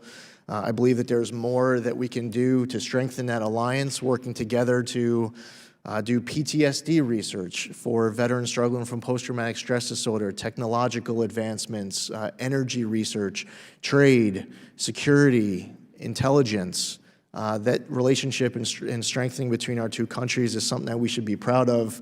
And while we're having this debate here today over a plan that was put out by the president and his administration after many years of hard work, I wouldn't want it to be lost that this administration at the same time did a number of other moves that I thought were very important for strengthening our relationship between our two countries. And I hope that as we go forward, no matter who the president is at any given time, looks for other opportunities to strengthen our alliance with the great state of Israel. And with that, I yield back.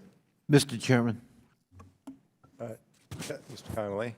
Mr. Chairman, surely my friend from New York was not conflating anti-Semitism and BDS support with a legitimate criticism of a so-called plan submitted by the Trump administration. This member is on record actually, before you as put words in my opposing. mouth. This member is. Mr. Connolly, it's Mr. Reschenthaler's time. Mr. Reschenthaler's time. Mr. Chairman, it is normal to allow a member who has been personally singled out Mr. Chairman, for an I just attack to respond. That is correct, Mr. Connolly, and you have, and I will yield back to Mr. Reschenthaler or Mr. Zeldin for a response. And I yield back to Mr. Zeldin. Thank you. And to be clear, I absolutely am stating that college students have been targeted with blatant anti-Semitism in the name of BDS, and it's happening from coast to coast.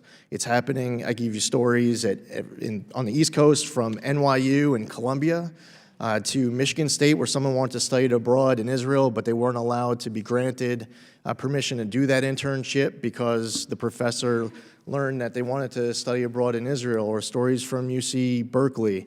I can inundate my friend from Virginia with stories of Jewish students who are being targeted with blatant anti-Semitism in the name of BDS, in the name of a legitimate criticism of the Israeli government. Someone is being targeted with anti-Semitism because they're Jewish. We've seen it just play out here in the New York City area this past Hanukkah. Listen, I don't want this. This is a great hearing that the chair is hosting on the administration's proposal. And rather than getting sidetracked with a debate between Mr. Connolly and I, which I'm sure Mr. Connolly and I would be happy to do with respect to the chair and the ranking member and the witnesses, I'm going to yield back. The gentleman yields back. Mr. Trone is recognized. Thank you, Mr. Chairman. Would you like a minute? I would, and I thank my friend for his courtesy. It is, to me, a very regrettable thing to try to conflate separate issues of anti-Semitism and BDS support, both of which, of course, all of us at this dais are on record as opposing. I've been proud to stand with my Jewish community in my district against anti-Semitic expressions that sadly have occurred. But it is perfectly legitimate in the context of firm support for Israel to criticize a plan that some of us believe long-term and maybe even short-term will actually be injurious to the interests of our ally, Israel. And it's unfortunate to me that anybody would attempt to tarnish such criticism with that kind of argument. And I thank my friend from Maryland for allowing me to defend my own good name. Thank you. Like so many of my colleagues and constituents, I support a negotiated two-state solution to the conflict, giving us a democratic Jewish state, Israel, and a viable democratic Palestinian state. The people of the region deserve two mutually recognized states coexisting in peace and stability and security. We can all agree there has to be direct negotiations. We're disappointed the Palestinian leaders have disengaged from the talks.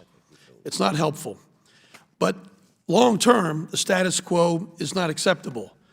Unilateral moves do not help the cause of peace.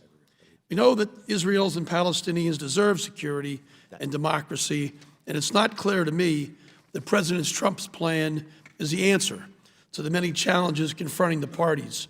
To create the conditions for the two states, what exactly, Mr. Lowenstein, should Congress be doing?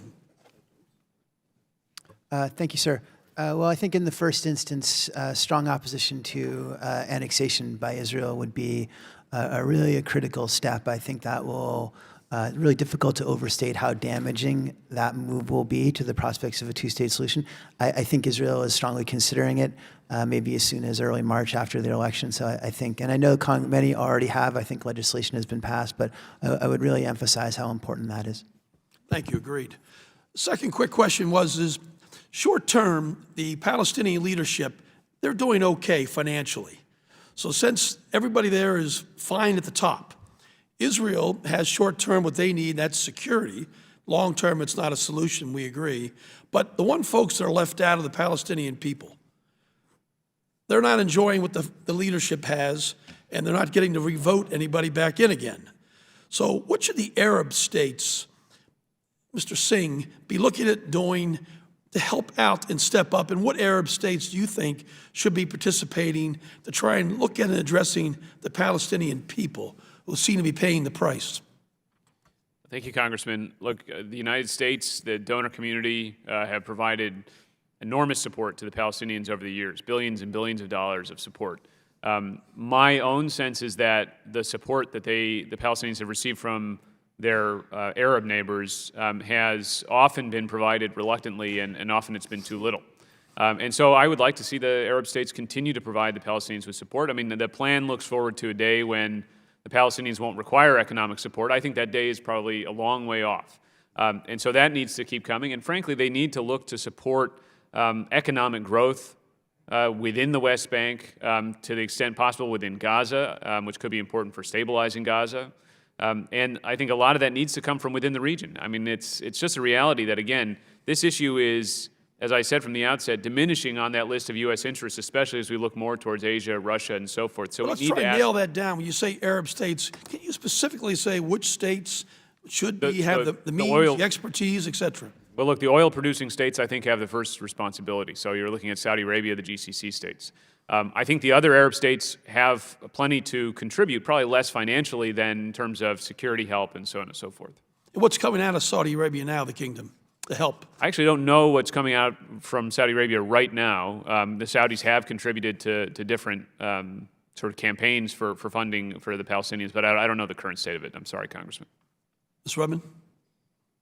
The Qataris are contributing substantially in Gaza, working with Israel to do that, and they were one of the countries that came in to fill the gap left by the United States with respect to Gaza, and they give some stuff on the West Bank, specifically to an innovative housing proposal there. And so at various points, and I was involved in working to get money from Arab countries during the Obama administration. So certainly they can do more. They are doing some things now. I would say that if we want to ensure that the Palestinian people see the benefits and that we are able to, we, the United States, use that to facilitate and leverage what we think is both for the Palestinian interest and the Israeli interest, we, the United States, need to be involved. So I would go back to your prior question about what Congress can do, and that is to use your ability to ensure that there is assistance that works in ways that serve the United States interests, ensure transparency, accountability, and reform, and give the United States the ability to be on the ground, working to manage both our own assistance and leverage the international assistance that can come in to ensure that the Palestinian people get what they need in the ways that work for them and work to the benefit of the Israeli side as well. And we've done that at points in the past, not necessarily successfully all along, but we have moments or longer periods of success in doing that, and we should be doing that again. Thank you. Thank you, Mr. Trump. Mr. Sherman, you're recognized. Thank you. The Israeli government seems to have welcomed the Trump plan, and even the parties on the right. For many decades, the position of the Israeli government has been that final status solutions or final status should be negotiated between the parties, and that there should be outside facilitation, but not an outside plan. Now that the Israeli government has accepted the idea that this U.S. president should put forward a U.S. plan, does that mean that Israel is okay with the next U.S. president putting forward a U.S. plan?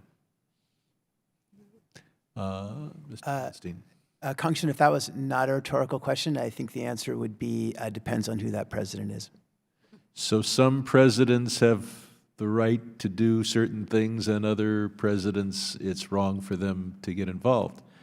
That is an interesting reading of the American Constitution. So we have now opened the door where U.S. presidents, I think, in the future will be expected to put forward a U.S. plan. looking at this plan, it's, none of us would be alive today if the Palestinians had simply accepted it. We all would have died of heart attack and shock. But it does serve as a good opening position on the Israeli side. The key thing in the plan is it does provide for two states. Needless to say, the two-state solution that would be favored by the Israelis. But it's not exactly where justice and compromise would lie. On the other side, the Palestinians have, or at least the Arab side has put forward a two-state solution, which on its surface looks like a reasonable bargaining position for them, except for language somewhat vague about a right to return. This would mean that any Arabic-speaking person who claimed, there are no records, that any of their ancestors ever lived in the State of Israel has the right to return. Or, being that it's by vague language, it may mean that 400 elderly people get to move to Israel. When you have vague language, it could involve 40 million people or 400 people. What are our chances of getting a reasonable opening position put forward by the Arab or Palestinian side? Whoever wants to comment, I see Mr. Lowenstein. Mr. Singh. I mean, I guess what I would say, Congressman, is so far the Palestinians have chosen not to engage with the Trump administration on this topic, and in the past they have been reluctant to put forward proposals of their own. So the likelihood that they're going to do so, I think, we have to rate as low. But look, I think the smart move for the Palestinians would be not to simply reject it outright, but to come forward with their own ideas. Yes, I mean, if they don't like this plan, what's their plan? Mr. Lowenstein. Thank you, Congressman. If I might just repeat what I said a little bit earlier, which is that President Abbas did go to the United Nations yesterday and propose a resumption of negotiations based on relevant UN Security Council resolutions, which I know from conversations with him, he's referring primarily to UN Resolution 242, which introduced the concept of land for peace. I also know they've embraced the Arab Peace Initiative and will repeat its terms often. Stayed on the 1967 lines. And the Arab Peace Initiative would be it does provide for two states, but with that right of return language, maybe two Arab states. Yes, sir. That is, not necessarily with respect to Arab states, but you're right that I think the primary stumbling block, in addition to Jerusalem, obviously, would be the refugees in the Arab Peace Initiative. But I just want to be clear, the Palestinians have repeatedly, as recently as yesterday, put forth their own proposal for the resumption of negotiations. So I think we just have to balance out who's right in terms of what the basis of those negotiations. Well, usually when you go into negotiations, each side has a plan. And if each side's plan calls for two states for two people, that's close enough so that they can sit at opposite ends of a very long table. Right, and sir, if I might just very quickly also add, there have never been agreed upon terms of reference for direct negotiations between the Israelis and the Palestinians, and I don't see that changing anytime soon. We did not have an agreed basis for those negotiations when we got the Israelis and the Palestinians back to the table. That, as a threshold question on what basis are you going to be resuming negotiations, creates enormous hurdles to actually getting the parties back to talks. Often in negotiations, each side shows up with its own plan. You don't have to agree that there's a base text and you're just going to suggest modifications. Mr. Singh, do you have a comment? I believe I'm almost out of time. Well, look, I can't speak to what happened during the Obama administration. What I can say is that after 2008, when Prime Minister Olmert, who was at the end of his tenure, put forward a plan, there wasn't a response from the Palestinians. And in fact, Saeb Erekat, who was one of the negotiators on the Palestinian side, basically spoke of his pride in refusing to respond, in defying the ideas that were put forward in that plan, which is far better than, frankly, anything they're likely to get now. So I do think that this is going to require more from the Palestinian leadership than what Mr. Lowenstein has described. I yield back. Thank you. I will yield to myself. I agree with what we've heard, Mr. Lowenstein and Ms. Rudman, from the two of you and from so many of my colleagues about the problems with the plan. moving the populations of 3 communities unilaterally into a new country is terribly problematic. Unilateral annexation, if that step is taken, makes it impossible to negotiate toward a two-state solution.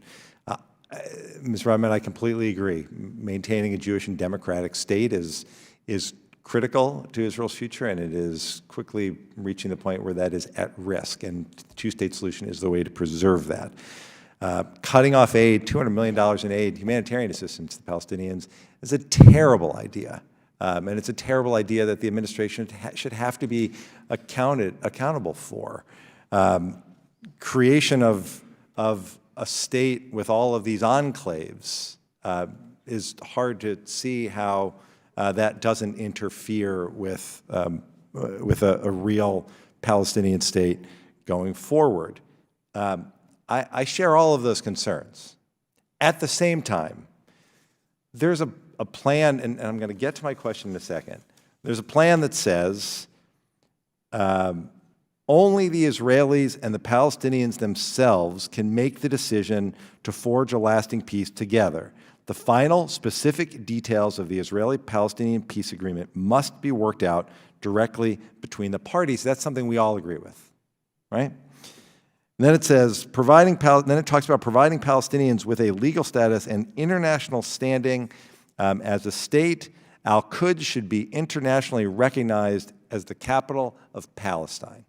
It's also in here. I understand the questions about what that means and where is it, and it is Jerusalem, it's not really Jerusalem. I understand the questions about the state and how is it really a state. I get all of those things. But my question is this: these statements, are you surprised that a document from this administration, from this president, who not that long ago said, one state, two states, whatever they want, it's fine, contains this language? Does it surprise you at all? And if it does, then how do we completely discount this with all those challenges that I talked about that are absolutely real? But how do we completely discount this, throw it out the window, and then think that we're going to get to the possibility of entering into negotiations before, Ms. Rudman, before it's too late, before there is no longer any chance for a two-state solution? I'll start with you, Ms. Rudman. So I think part of dealing with this conflict is holding multiple simultaneous realities in your head at the same time, and that is part of my response to this question. It does not surprise me that this plan has those statements. I salute those statements in this plan. I think it is a reflection of the fact that there was hard work put into this plan and that the people who worked on it actually did learn something as they were putting together elements of the plan, I think, absorbed some of what is important to the parties, whether or not they were talking to them as they were doing it. That said, I would come back to what is going to serve the United States and the parties' interests going forward now that the plan is out there. We're all used to facts on the ground. The plan is a fact on the ground. And so I do come back to some of the things that Mr. Singh said. I don't agree with all of them. But I would now look to figure out what we can do to move from an ultimate rejectionist position by the Palestinians without castigating them for it, understanding why they come to it that way, and build up coalitions that could be supportive of the elements that we think would work in the plan without making a full embrace of it a test case going forward. Right. Right. I agree. Mr. Lowenstein, let's acknowledge the facts on the ground. No one, certainly very few of us here have fully embraced everything in this plan, and a lot of us have raised serious, serious concerns. But there's something there, no? Thank you, Mr. Chairman. Yeah, I was pleasantly surprised by a lot of what I saw in here. Much of the work we did on the economic front and on security was built into this. And I think the fact that they committed to two states is significant, although I would add that they had lowered the bar a whole lot to begin with. So the fact that we were surprised by them saying something was a function really of very, very low expectations. I would also point out that the state as described in here is really a logical continuation of Prime Minister Netanyahu's Bar Ilan speech. In effect, it's a highly circumscribed Palestinian state. So yes, it is one thing that they agreed to a two-state solution. If you read the fine print, though, the definition of that state really doesn't meet anybody's conventional understanding of what a sovereign nation would look like. So I would qualify it just a little bit. So here's how I'll wrap up. You pointed out that Abbas said he'll negotiate on the Arab Peace Initiative. The Arab Peace Initiative talks about complete withdrawal from occupied Arab territories, including the Golan Heights to the 67 lines, and the territory still occupied in southern Lebanon. So that was where they were in 2002. So and I understand pursuant to 242, I understand all of that, but that's also not realistic. The question is if there's language acknowledging, to your point, Mr. Lowenstein, if there's language acknowledging that only the direct negotiations between the parties gets to the final specific details of an Israeli-Palestinian peace agreement, and you're right about the fine print. But if there's acknowledgement in the big picture that's what gets us there, and that we need to work toward a two-state solution, and understanding that outside of this committee and some of the people who watch the work of this committee, most people don't dig so far into the fine print. Why isn't there some opportunity to go back to Mr. Abbas, who said 1,000 no's, and say, look, we all agree that two states, direct negotiations. You say you want to move forward on our peace initiative. Here's another one. Let's talk about all of the concerns that we've spent this morning talking about, and continue the conversation before the headline of a two-state solution is gone forever. Oh, sorry, if I might just very quickly, on the API, we actually got the Arab countries to agree that the withdrawal of the 67 lines contemplated land swaps. And also, to be clear, he's not talking about the Arab peace initiative per se yesterday. He's talking about 242, which is incredibly general, as you know. It's withdrawal not from all the territories as Israel interprets it. I think your other question is really the right one, which is that what is it going to take to get the parties back to negotiations? And all I would say is that the United States, which has played an essential role in that process over the years, putting out a plan that so squarely sides with one side of the negotiation, it doesn't give the other side a whole lot of reasons to come back to the table. So I would argue that, sure, in theory at least, the Palestinians should put forth their own, maybe it's 242 or the Arab Brothers, and the Israelis would take this position and they go on and have a nice negotiation.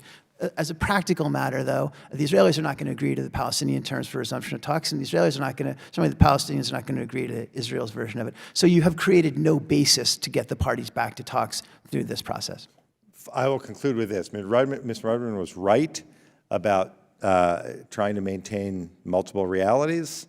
It's hard for members of Congress, hard for people like me anyway, but using those multiple realities, you are right, but it is simultaneously true that if having those discussions about how to get back to the table means that we miss the opportunity to press this administration on a commitment to a two-state solution, then I fear that we may wind up in a position where that opportunity is completely gone, which I think we all agree would be the worst thing to happen for Israel, for the Palestinians, and for the United States. I thank the witnesses for their being here today. This was a really good discussion, really important and timely.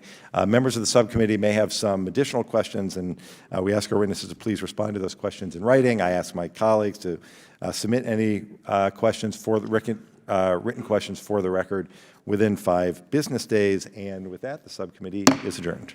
Thank you.